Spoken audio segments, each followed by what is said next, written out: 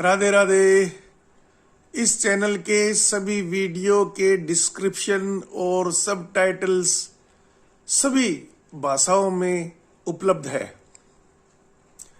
All the videos of this channel has an option of selecting captions and subtitles in all the languages.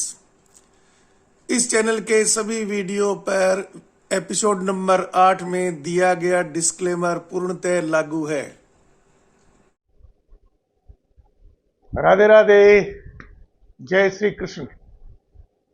तो श्रद्धालुओं, आज हम भगवत गीता के 12वें अध्याय पर हम चर्चा करेंगे। पिछले एपिसोड में हमने 11वें अध्याय पर चर्चा की थी, जिसमें कृष्ण भगवान अर्जुन को अपना विराट रूप दिखलाते हैं। तो विराट रूप सही में क्या है, उसको बिना वैज्ञानिक दृष्टिकोण, बिना आधुनिक विज्ञान की जानकारी के बिना हम नहीं समझ सकते। गीता जो ज्ञान का बिल्कुल संक्षिप्त रूप में जो ग्रंथ है, तो संपूर्ण ज्ञान ब्रह्मांड का आध्यात्म से संबंधित और प्रकृति से संबंधित गीता में निहित है। कृष्ण भगवान क्योंकि खुद 16 कला अवतार हैं और वो अपने आप को घोषित करते हैं कि अहम ब्रह्मास्मि, मैं ही ब्रह्म हूं, तो जो संपूर्ण ज्ञाता होगा वो ही इसी प्रकार की घोषणा कर सकता है। तो गीता का जो उद्देश्य था कृष्ण भगवान का, वो अर्जुन को वापस अपने कर्तव्य पथ पर निष्काम कर्म की तरफ लौटाकर लाना था। अर्जुन हताश हो गया था, अकर्मण्य हो गया था। तो गीता का जो उपदेश है, उसको हमें अगर हम सही ढंग से उसको समझना है, तो इसका सही परिप्रेक्ष्य हमें पहले उसकी जानकारी होना बहुत जरूरी है। जैसे गीता युद्ध के मैदान में अर्जुन को दिया गया ज्ञान है। तो कोई भी वक्ता है, गुरु है या प्रवक्ता है, तो वो ज्ञान का जो स्तर है वो उस शिष्य के स्तर के हिसाब से रखता है। तो एक तो आपको ये ध्यान रखना है कि गीता में प्रकृति के ज्ञान का, यानी विज्ञान का, प्रकृति की संरचना का, प्रकृति वो है जो सांख्य दर्शन के हिसाब से पंचभूतों से निर्मित है। तो जो भी चीजें हम सृष्टि में देखते हैं, ब्रह्मांड में देखते हैं, तो ब्रह्मांड में केवल हमारी पृथ्वी और ग्रह नक्षत्र इत्यादि शामिल नहीं है। आज आधुनिक युग में भी जितने ब्रह्मांड की हमें जानकारी है, वो ब्रह्मांड तो उस वक्त भी वैसा ही था जैसा कि आज है। उस वक्त उस ब्रह्मांड की जानकारी के लिए जिस प्रकार की परिस्थितियां और समय था, जिस प्रकार के ऋषि मुनि थे, उनका जो उद्देश्य था, तो उन्होंने अपनी दृष्टि से ब्रह्मांड का रात्रि को निरीक्षण करके और फिर अनुमान के आधार पर उन्होंने निष्कर्ष निकाले हैं। तो जिस प्रकार की संपूर्ण ब्रह्मांड के बारे में आज हमें जानकारी है, क्योंकि आज हमारे पास अत्याधुनिक हब्बल जैसी दूरदर्शी भी है और माइक्रोवेव्स पर आधारित जेम्स वेब जैसी दूरदर्शी भी है। तो इस प्रकार के उपकरणों का उस वक्त कहीं पर भी उल्लेख नहीं मिलता है। तो इसका मतलब ये नहीं है कि इस प्रकार के उपकरण उस वक्त बनाए नहीं जा सकते थे या इस प्रकार का विज्ञान नहीं था। विज्ञान तो ये सृष्टि का मूल है।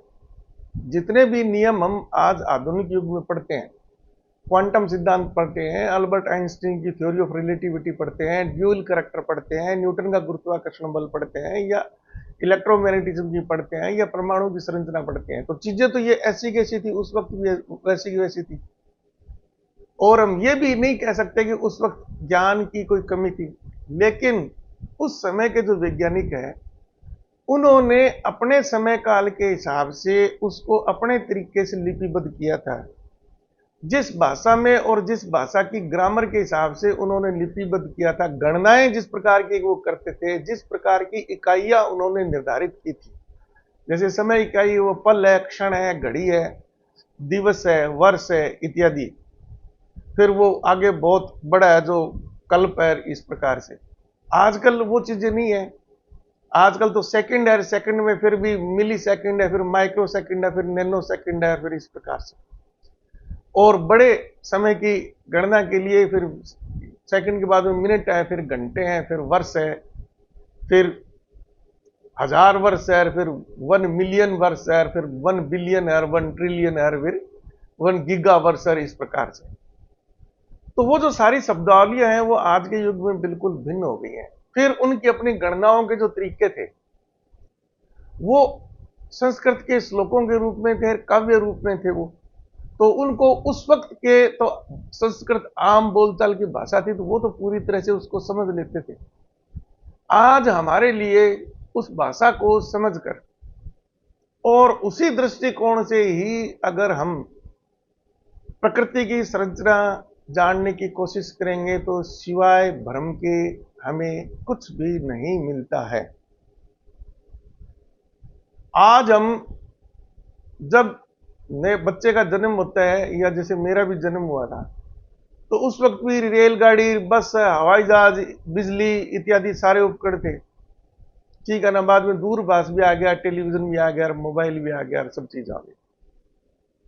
तो ऐसा नहीं है कि मोबाइल जैसी, टेलीविजन जैसी तकनीकी उस वक्त नहीं थी, लेकिन उस तकनीक की कार्य प्रणाली और उस तकनीक के जो उपकरण थे वो भिन्न प्रकार के थे। जैसे वो तपस्या करके, सिद्धियां करके, है ना, योग के द्वारा, क्या नाम, सम्मोहन के द्वारा, टेलीपैथी अंग्रेजी में जिसको बोलते हैं, यहां बैठे बैठे अपनी मानसिक क्रियाओं के द्वारा, मानसिक तरंगों के द्वारा इच्छित व्यक्ति के पास समाचार पहुंचाना और उस व्यक्ति की दृष्टि को ही कैमरे के रूप में प्रयोग करके वहां की घटनाओं इत्यादि को देखना। तो ये जो तकनीक थी, ये जो सिद्धियां थी ना, वो बहुत ही कम गिने चुने लोगों के पास में थी। उसकी इतनी व्यापकता नहीं थी जिस प्रकार से आज हम आधुनिक युग में देख रहे हैं। जैसे उदाहरण के लिए धृतराष्ट्र नेत्रहीन थे, तो उनको पता था भी संजय वो इस प्रकार की सिद्धियों को प्राप्त कर चुके हैं। तो संजय ने अपनी दिव्य दृष्टि यानी योग विद्या से, अपनी योग विद्या से उन्होंने अर्जुन की आंखों के द्वारा ही युद्ध क्षेत्र, अर्जुन की जो आंख देख रही थी और अर्जुन के मस्तिष्क से जो तरंगें निकल रही थी, उन्हीं तरंगों को संजय का मस्तिष्क ग्रहण कर रहा था, और जो अर्जुन देख रहा था वही संजय को वहां पर दिखाई दे रहा था। और कृष्ण भगवान ने भी जो अपना विराट रूप, अच्छा फिर अब उसकी तुलना आज के युग में करो, तो हमें तो महाभारत काल में केवल एक संजय को ही हम इस प्रकार की सिद्धि से प्राप्त हुआ देखते हैं, बाकी तो और कोई इस प्रकार का उदाहरण है नहीं। बाकी वेदव्यास जी और क्या नाम विदुर जी, ये तो खुद ब्रह्म ज्ञानी थे, अंतर्यामी थे, वो सब चीजें उनको पता थी। तो उनको तो कृष्ण भगवान का विराट रूप पहले से ही पता था, कृष्ण भगवान की पूरी जानकारी थी, वो तो ब्रह्मवेत्ता थे।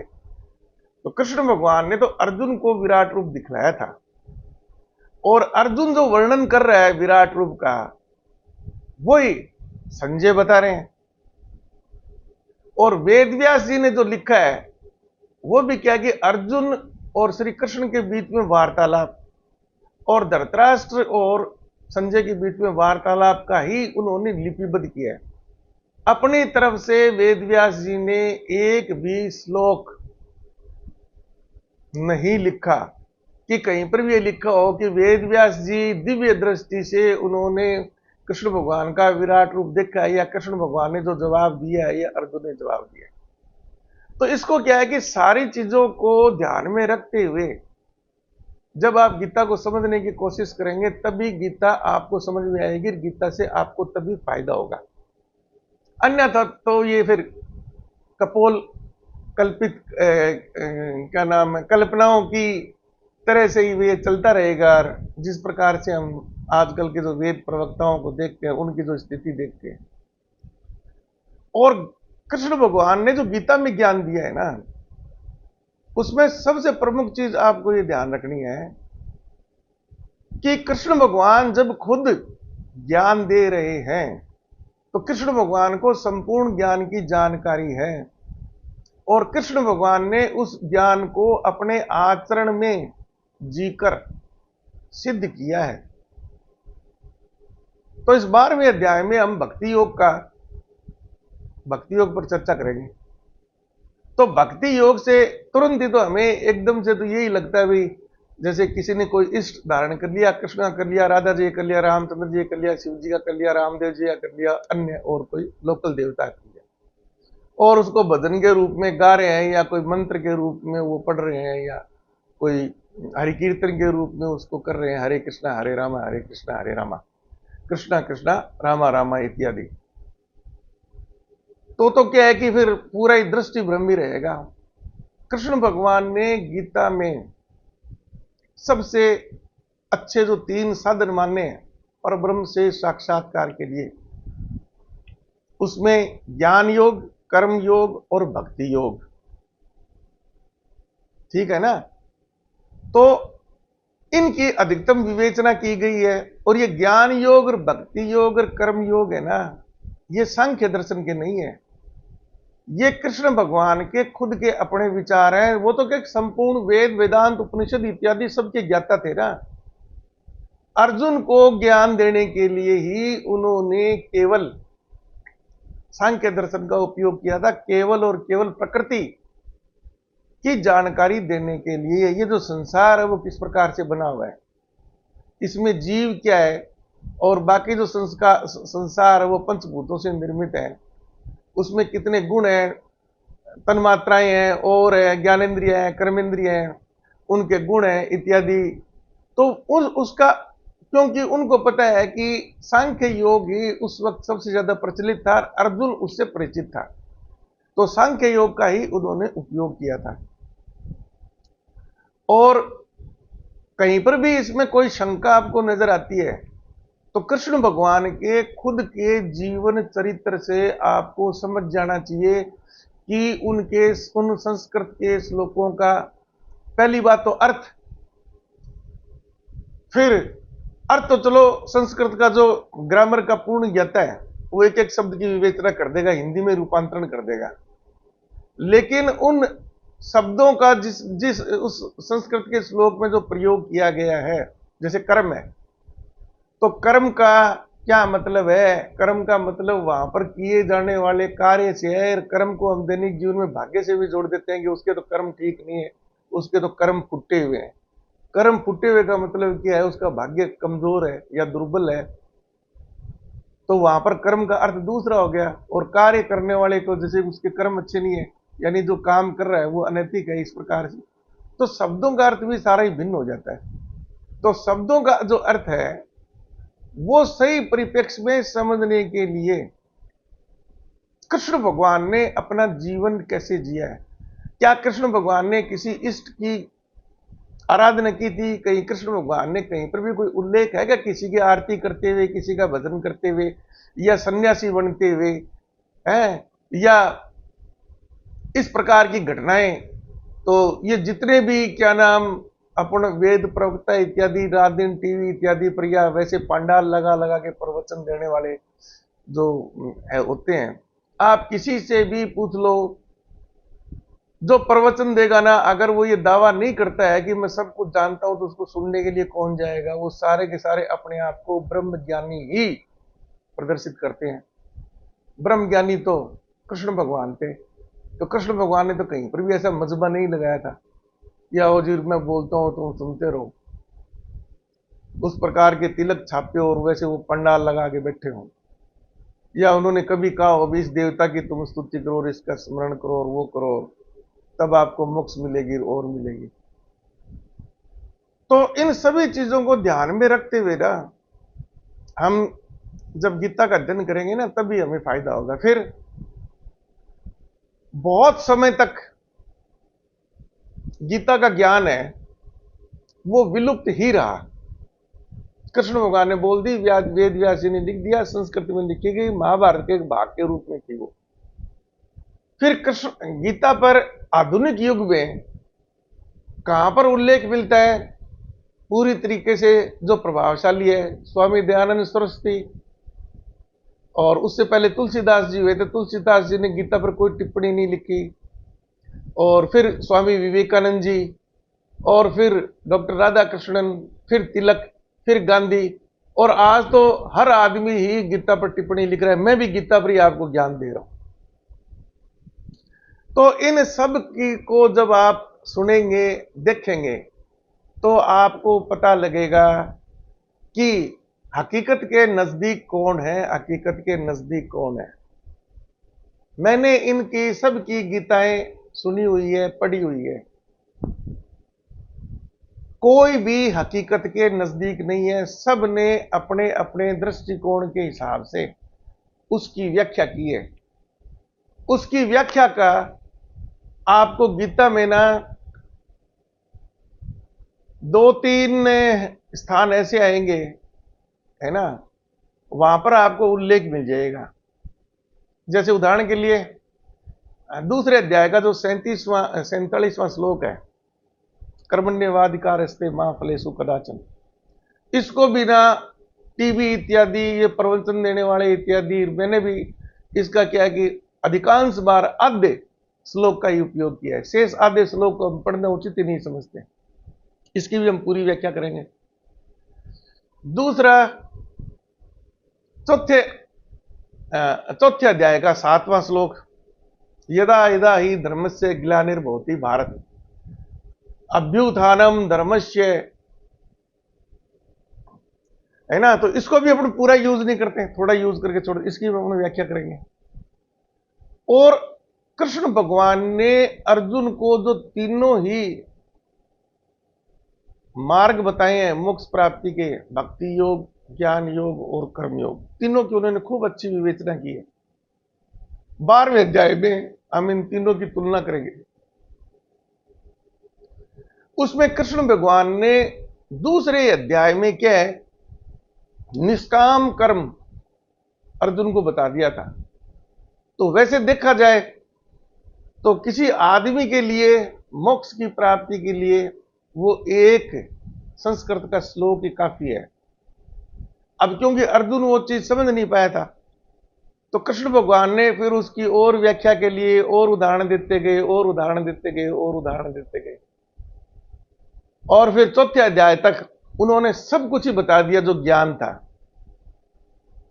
चौथे अध्याय के 7वें श्लोक में कृष्ण भगवान ने कह दिया, भी जब जब भी धर्म की हानि होती है मैं अवतार लेता हूं, उस धर्म की पुनर्स्थापना के लिए अवतार लेता हूं। तो वहां पर तो क्या है कि प्रकृतिकार, अध्यात्मकार इत्यादि का सारा ही निचोड़ आ गया। अब ये जो दोनों ही श्लोक हैं हम रात दिन टीवी इत्यादि में सुनते रहते हैं, ठीक है ना। तो हम 12वें अध्याय में जब इसकी हम विवेचना करेंगे तो पहले हम क्या है, इन दोनों श्लोकों की हम सही अर्थों में इनका अध्ययन करेंगे। तो सबसे पहले हम अध्याय नंबर 2 का जो 47वां श्लोक है, वो श्लोक क्या है उसको सही ढंग से हम समझेंगे। कर्मण्य वाधिकारस्ते, कर्म एवं अधिकार, और फिर ते का मतलब है आपका। कर्मण्यवाधिकारस्ते, तो इसमें इसका सही हिंदी रूपांतरण वो होएगा, आपका केवल कर्म करने पर अधिकार है, आगे कुछ है ही नहीं। कम कर्म आप कम करते हो, ज्यादा करते हो, यह आपकी स्वेच्छा पर है। लेकिन अधिकार रूप में आपका केवल कर्म करने पर ही अधिकार है। मां, मां का मतलब होता है नहीं।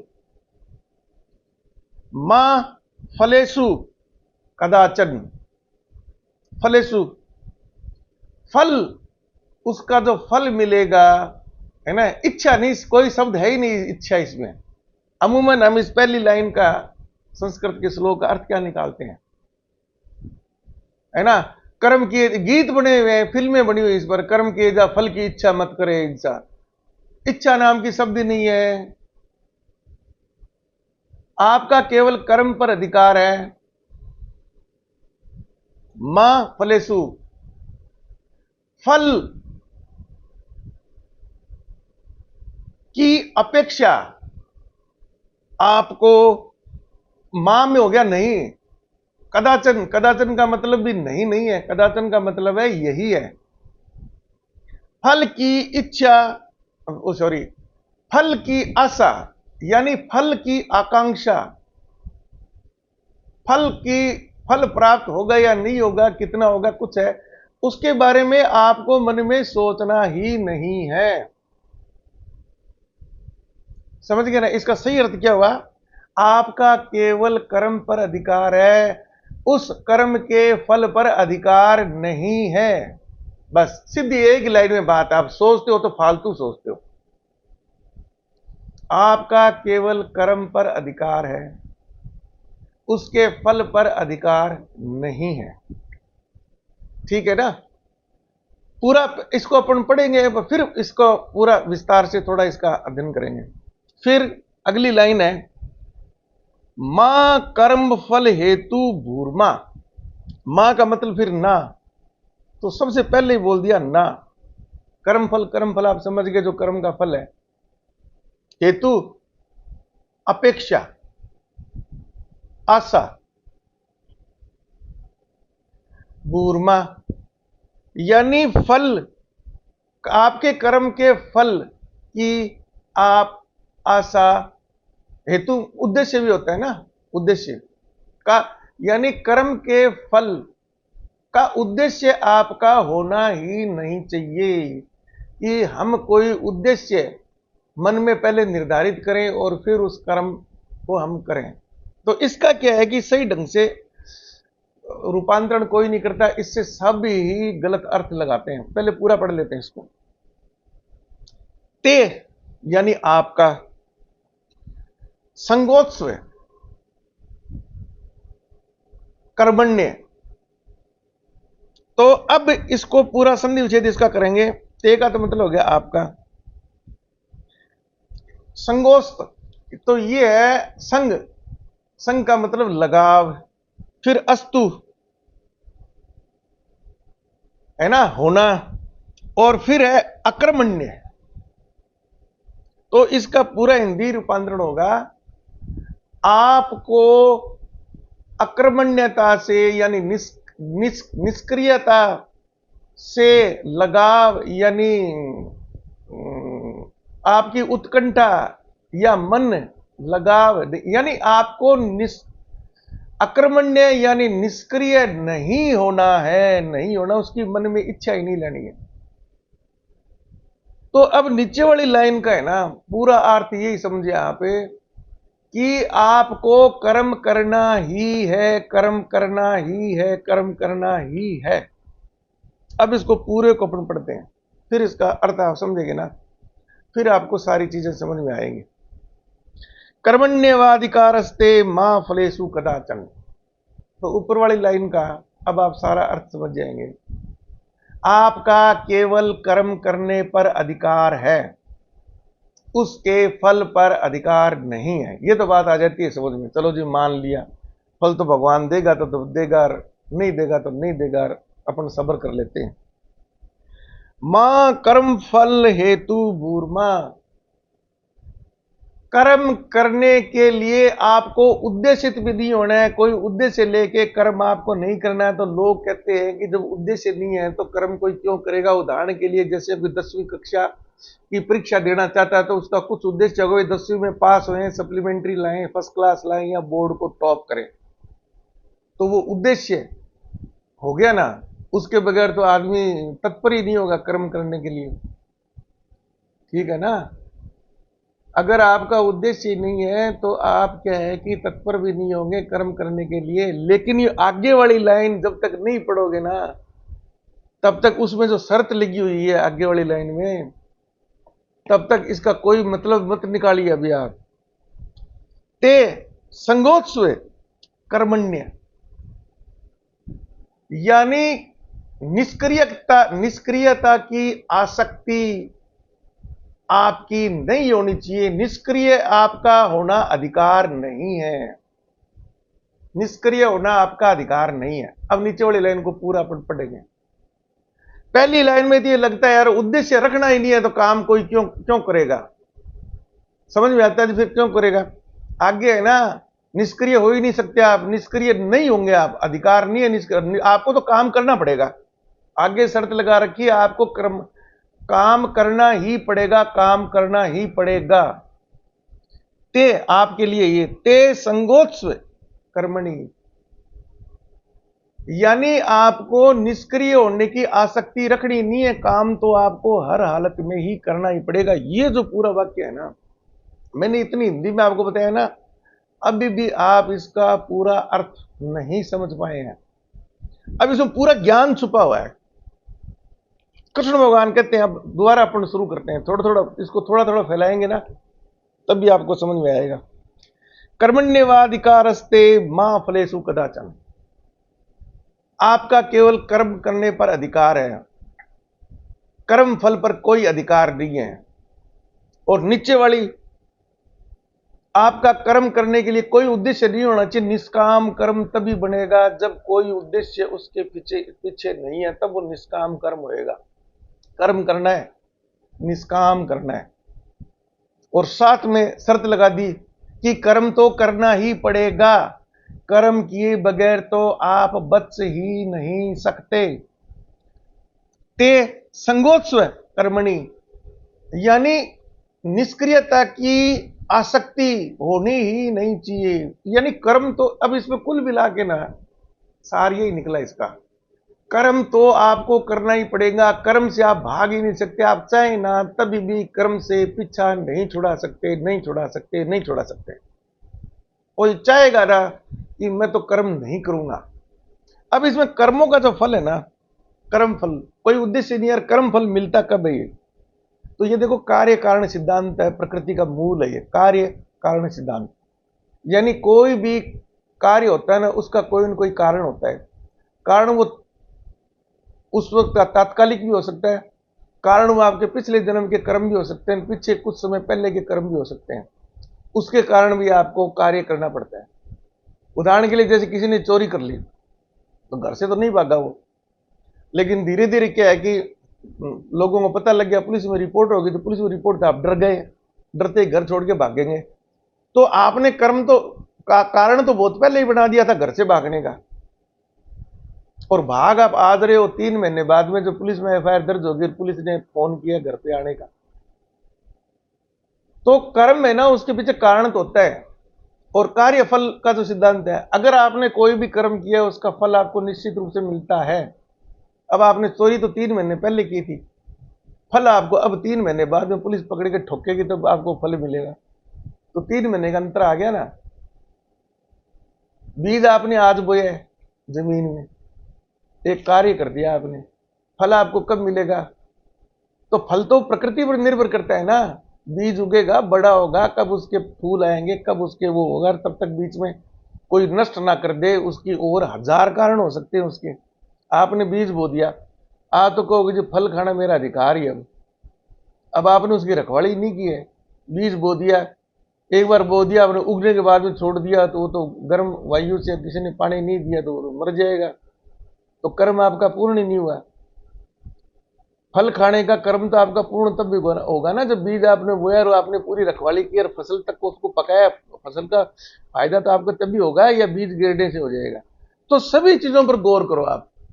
तो कृष्ण भगवान ने अर्जुन को ये दूसरा, अब हम इस श्लोक को दोबारा पूरा पढ़ते हैं। कर्मण्येवाधिकारस्ते मां फलेषु कदाचन,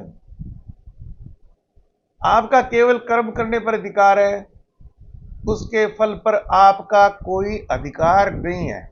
मिलेगा, कब मिलेगा, कितना मिलेगा, वो आपका अधिकार नहीं है। तो इसका व्यापक अर्थ अपन इसके देखने का वो करेंगे। पहले पूरा पढ़ लेते हैं। मां कर्म फल हेतु धूर्मा, यानी कर्म करने का उद्देश्य भी आपका नहीं होना चाहिए, आकांक्षा नहीं होनी चाहिए। तो इससे अपन यही लगाएंगे भी फिर कर्म अपन करें क्यों, कोई उद्देश्य नहीं है। साथ में आगे शर्त आ गई ना, ते संगोत्सव कर्मणि, यानी कर्म अकर्मण्य बनने की, कर्म न करने की आपकी आसक्ति का अधिकार नहीं है। आपको कर्म करना ही पड़ेगा, कर्म करना ही पड़ेगा। तो कुल मिला के ये है इस श्लोक का जो अर्थ। सबसे पहले इसकी जड़ पकड़ते हैं कि कर्म तो आपको करना ही पड़ेगा, बगैर कर्म किए आप रह ही नहीं सकते। तो जैसे अर्जुन ने जब वो बिल्कुल अकर्मण्य हो गया, तो दूसरे अध्याय में कृष्ण भगवान ने 47वें श्लोक में, यानी ज्ञान के रूप में तो दूसरा अध्याय प्रारंभ होता है। पहला अध्याय तो केवल परिचय के रूप में सेनाओं इत्यादियों का, और अर्जुन का अपना रोना पीटना है। तो कृष्ण भगवान ने तो शुरू में बता दिया, संपूर्ण ज्ञान दे दिया था अर्जुन को, लेकिन अर्जुन को समझ में नहीं आ रहा था। तब वो आगे आगे आगे अध्याय चलते रहे, 18 अध्याय तक बात खिंच गई। तो कृष्ण भगवान जो वो कहता है कि मैं तो जी संन्यास ले लूंगा और भिक्षा ग्रहण करके जीवन यापन कर लूंगा, और ऐसे राज्य का क्या करूंगा, और जहां पर मेरे इतने इष्ट वगैरह वो सारे मारे जाए, मैं तो पाप का भागी हो जाऊंगा, और कलंक लग जाएगा, और मेरी वो हो जाएगा। तब कृष्ण भगवान ने कहा कि कर्म तो तेरे को करना ही पड़ेगा। तूने संन्यास ले लिया तो वहां तेरे क्या कर्मों से पीछा छूट गया क्या? कुछ तो करेगा ही। तू भिक्षा मांगेगा तो वो भी तेरा कर्म हो जाएगा। इधर उधर भटकेगा, तू गुस्सा तेरे को आएगा, उसका प्रतिफल तू भोगेगा। बगैर कर्म किए तो देहावसान के बाद ही आदमी होता है, उससे पहले। अब मान लीजिए कुछ लोग कहते हैं हम तो कुछ करेंगे ही नहीं जी, पलंग पर लेट गए आंखें मीच के, तो तब भी आपके कर्म चलते हैं, आपका हाथ पैर चलेगा, और क्या आपकी श्वास गति चल रही है, आपके मन में विचार आएंगे, उल्टा पुल्टा सोचेंगे, सो जाएंगे, कुछ भी करेंगे, कार्य तो आपका चलता ही रहेगा। जिस प्रकार का कार्य करेंगे ना, उसी प्रकार का आपको फल मिलेगा। और वो फल मिलेगा कब? तो कर्म के बगैर तो अपन रह ही नहीं सकते। तो ये तो आप भूल ही जाओ कि उद्देश्य नहीं है तो हम कोई कर्म नहीं करेंगे। उद्देश्य नहीं है तो आप इधर उधर भटके। अब मान लो कि किसी का स्कूल जाने का उद्देश्य नहीं है, 10वीं क्लास पास करने का उद्देश्य, इधर उधर भटकेगा, वो गलियों में खेलता फिरेगा, अपने दोस्तों के साथ करेगा, तो कर्म तो वहां पर भी वो कर रहा है। अब उद्देश्य से तात्पर्य क्या है? आपने कोई उद्देश्य इसका निर्धारित कर लिया, ठीक है ना, तो फिर वो सकाम कर्म हो गया, फिर वो निष्काम कर्म नहीं है। जब तक कर्म निष्काम नहीं होगा ना, तो उसका जो प्रतिफल है वो आपके साथ चिपक गया। अच्छे कर्म करोगे तो आपके साथ पुण्य जुड़ जाएंगे, और बुरे कर्म करोगे तो आपके पाप जुड़ जाएंगे। पुण्य करोगे तो आप स्वर्गादि इत्यादि जाएंगे, और पाप करोगे तो नरक में जाओगे। और जब आपके पुण्य और पापों का जो हिसाब किताब बराबर हो जाए, वापिस आ जाओगे मृत्यु लोक में। तो मोक्ष की जो प्राप्ति है, परमात्मा जो साक्षात्कार है, आत्म साक्षात्कार, वो केवल और केवल आपको निष्काम कर्म से ही प्राप्त होगा। केवल निष्काम कर्म से ही प्राप्त होगा। तो गीता का सबसे बड़ा जो ज्ञान है व्यवहारिक जगत में, वो 12वें अध्याय में, बहुत छोटा सा अध्याय है, 15-16 श्लोक हैं, लेकिन सारी विवेचना उसमें भक्ति मार्ग अच्छा है, ज्ञान मार्ग अच्छा है, या कर्मयोग अच्छा है। तो कृष्ण भगवान तो दूसरे अध्याय में बता दिया था कर्मयोगी थे कृष्ण भगवान। तो रामचंद्र जी भी कर्मयोगी थे, जो अवतार है वो स्वयं कर्मयोगी थे। कोई सन्यासी नहीं बना था। किसने सन्यास ग्रहण किया? किसने ब्रह्मचर्य अवस्था में सन्यासी बन गए थे, या गृहस्थ आश्रम के समय सन्यासी बन गए थे? पूरा अपना जीवन यापन करके गए थे वो, और ना कभी उन्होंने किसी की आराधना की। जैसे कृष्ण भगवान की अपन बात करते हैं, रामचंद्र जी चलो 14 कला थे, पूर्ण अवतार कृष्ण भगवान थे। कृष्ण भगवान अहम ब्रह्मास्मि, तो कृष्ण भगवान ने तो कभी किसी देवता का आराध्य का कोई आह्वान नहीं किया था। खुद ने भी तो युद्ध किए, उन्होंने बहुत से लोगों को हत्याएं की है, कंस को मारा है, शिशुपाल को मारा है, और भी उन्होंने कई लोग ठिकाने लगाए हैं, कहीं पर भी आह्वान नहीं किया था। तो कृष्ण भगवान ने अपने जीवन आचरण से बता रहे हैं कि आपको क्या करना है। फिर हम गृहस्थ छोड़ बीच में छोड़ के भाग रहे हैं, संतानोपत्ति नहीं कर रहे हैं, या गृहस्थाश्रम में नहीं आ रहे हैं, या ब्रह्मचर्य आश्रम में, तो इसमें बहुत ही सीधा कृष्ण भगवान बार बार कह रहे हैं ना कि आप सभी कर्म है वो मेरे समर्पण कर दो। योग क्षेम वहां में हम, मेरे समर्पण में आ जाओ, मेरी शरण में आ जाओ। आप जो कार्य कर रहे हो ना, बोल दो कि भाई जो भी पाप पुण्य है ना वो कृष्ण भगवान को लगेगा, मेरे को तो लगना नहीं है। कर्म मेरे को करना है। अब कर्म क्या करना है, निष्क्रिय तो अपन हो ही नहीं सकते, उद्देश्य आपको रखना ही नहीं है। कर्म यही है, शास्त्र विहित, हर बार बार बार शब्द है, शास्त्र विहित, वेद विहित, शास्त्र विहित, वेद विहित। तो जो वेदों में अपने जो 4 आश्रम बनाए गए हैं ना, और उन आश्रमों के 4 पुरुषार्थ हैं, वहां से आपका निष्काम कर्म प्राप्त होगा। बहुत ही सिंपल कैलकुलेशन है, बहुत छोटी सी कैलकुलेशन है, लंबी चौड़ी गुणा भागे नहीं है, आपको ज्यादा दिमाग खपाने की जरूरत नहीं है। तो अर्जुन के लिए पहले इसमें ज्ञान क्या था, लेकिन अर्जुन तो नहीं समझ पाया था। कृष्ण भगवान कह रहे थे, अरे तू है कहां, गृहस्थाश्रम में है, तेरा लड़का है वो भी युद्ध के मैदान में आया हुआ अभिमन्यु, बाकी तेरे भाई बंधु सारे हैं, तो गृहस्थाश्रम में है, और गृहस्थाश्रम में तेरे जीवन यापन या जो भी तेरा साधन है वो क्या है, तो क्षत्रिय है। तो क्षत्रिय का काम कोई वाणिक वर्ग तो है, तो व्यापार तो तेरे को करना नहीं है। नहीं तू शूद्र वर्ण से है कि तू दूसरों की सेवा करेगा, नहीं तू ब्राह्मण है कि यहां पर वेद प्रवक्ता बन के बैठ जाएगा। तू क्षत्रिय है, तेरा काम ही लड़ना है। तो अर्जुन को कृष्ण भगवान ये कह रहे हैं कि तेरा निष्काम कर्म है ना, वो तेरे फिलहाल जो आश्रम चल रहा है उस आश्रम युद्ध कर, तू तेरे को देखना ही नहीं है। अब युद्ध हो रहा है तो 2 पक्ष होंगे, तो जो सामने वाला पक्ष है अधर्मी पक्ष है, युद्ध की घोषणा हो चुकी है, डिक्लेयर हो चुके हैं, सामने वाले अधर्म का पक्ष, उनको मारना है। फिर मरने वाला कौन है, वो भाई बंद है या कौन है, वो थोड़ी देखा जाएगा। वो अगर तूने वो देख लिया तो वो तेरा सकाम हो जाएगा, फिर तो तेरी बिल्कुल भुक्ति नहीं है।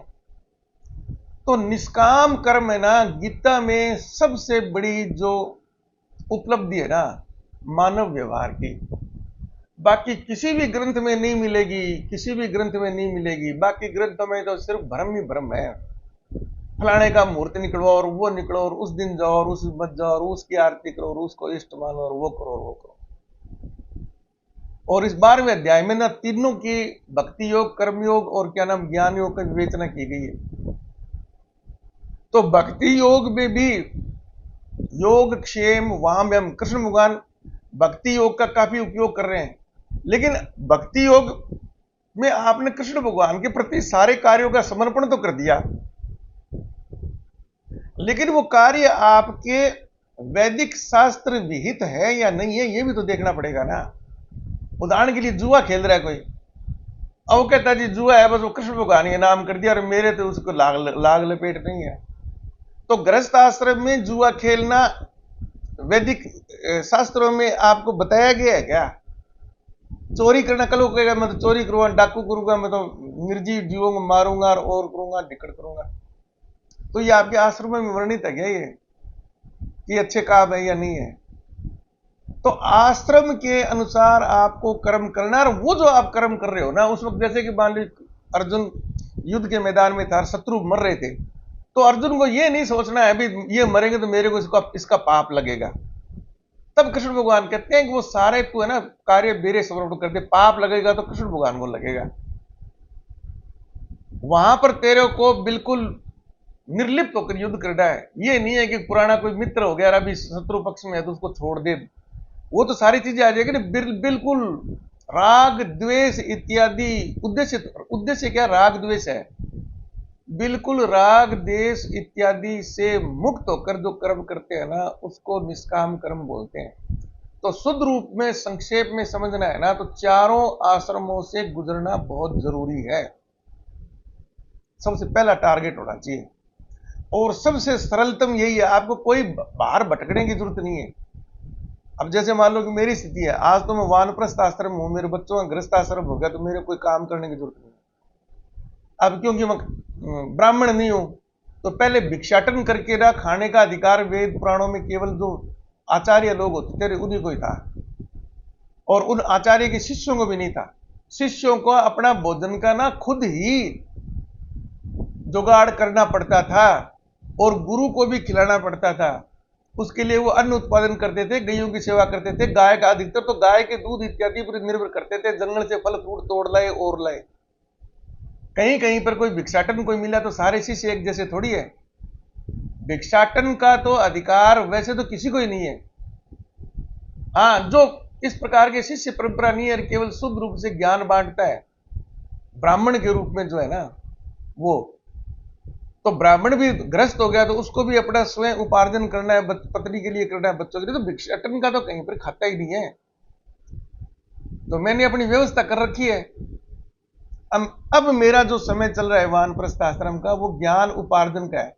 तो मैं शास्त्रार्थ कर रहा हूँ, किताबें पढ़ता हूँ, आप जैसे लोगों से वार्तालाप करता हूँ, और भी जो मुझे लगता है किसी से मेरे को कुछ मिल सकता है उससे हम वार्तालाप कर, हर व्यक्ति से कुछ न कुछ सीखने के लिए आपको मिलेगा। कुछ सीखने के लिए नहीं मिलेगा तो कम से कम आपकी एक दो कमियां वो जरूर बता देगा, तो उन कमियों को भी आप सुधार सकते हो, तो वो भी एक तरह से सीखना है। तो चारों आश्रमों से गुजरना है ना, ये बहुत जरूरी है। कृष्ण भगवान ये शब्द को 1000 बार वो प्रयोग करते हैं।